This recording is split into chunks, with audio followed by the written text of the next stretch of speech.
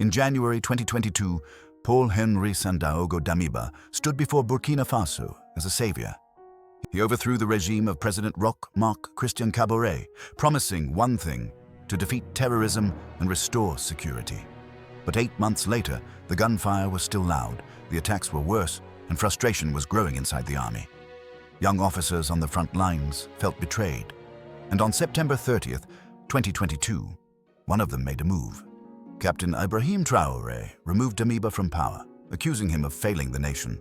Damiba fled into exile in Togo, and Traoré became the new face of Burkina Faso's revolution.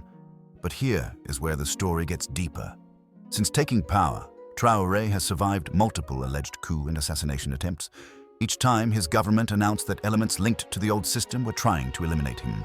And many Burkinabés started asking the same question: who benefits if Traoré falls?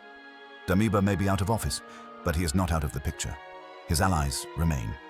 Some former commanders loyal to him lost influence under Traoré. Foreign interests unhappy with Traoré's anti-French stance also lost ground. So every failed plot raises suspicion.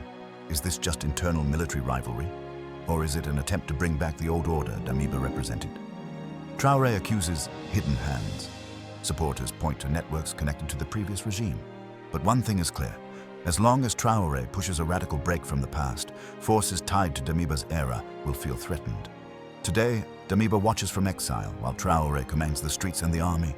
While Burkina Faso bleeds, Faure Gnassingbé, the longtime president of Togo, opened his doors to Damiba, the same Damiba who failed his people, the same Damiba rejected by his own army. Gnassingbé welcomed him with comfort and protection. Many Burkinabé asked, why shelter a failed leader instead of supporting a nation fighting for survival? To many, it looked less like diplomacy and more like protecting old networks and old interests. So one man represents a failed promise, the other represents a risky revolution.